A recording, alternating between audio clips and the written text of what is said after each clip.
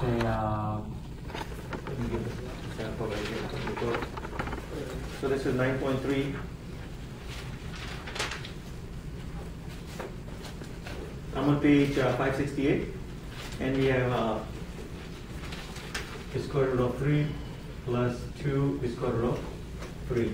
So that's the problem number 5. This is up in the negative row. And this is page number 568. So now what we're dealing with, we're just adding or subtracting. Right? So far, so problem, but if you have done, we didn't see actually positive or negative in the middle, right, with the radicals. So now we're dealing with addition or subtraction.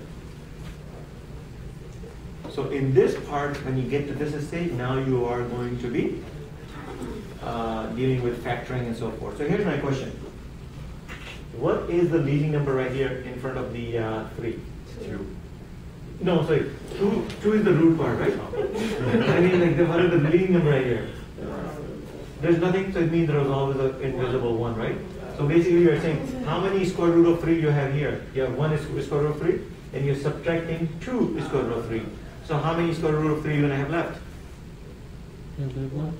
Negative 1. So the answer in this case, when you combine these two, is going to be negative 1 is square root of 3. Or you can just say negative is square root of 3. Why are we saying that?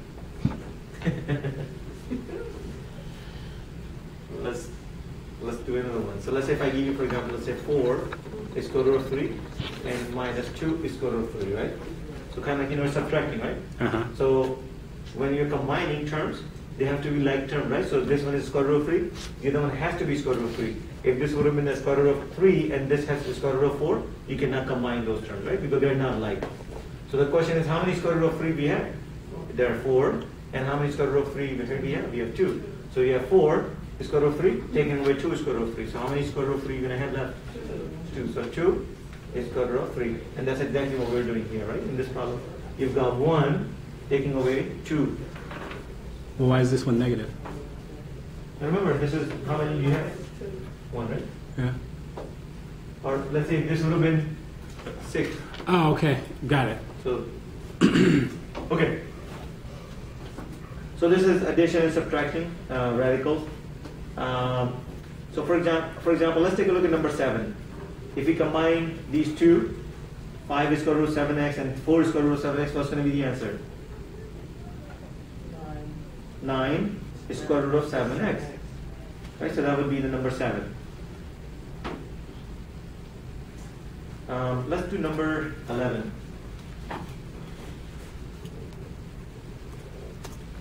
So we have square root of 2, no, sorry, square root of 3 minus square root of 5 plus 3 square root of 3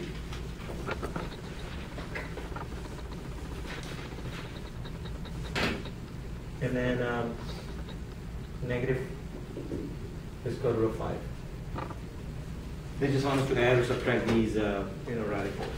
So again, when we add or subtract, we want to make sure the terms are like term, right? Which we can add or subtract. So if I take a look at it from left to right, what are the terms that are square root of 3? Like the square root of 3 one.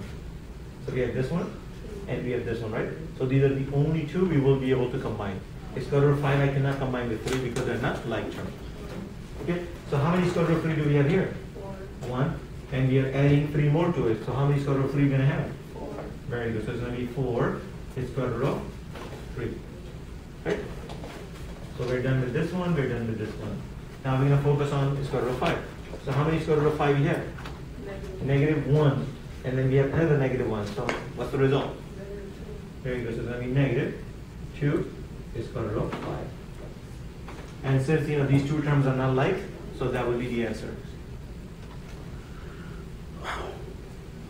We're gonna have to simplify at some point. No, because see, square root of 3. Not with this one, but like in another equation. But I don't know what the other equation is. Okay. What do you think? Okay. So here we're just combining like terms, right?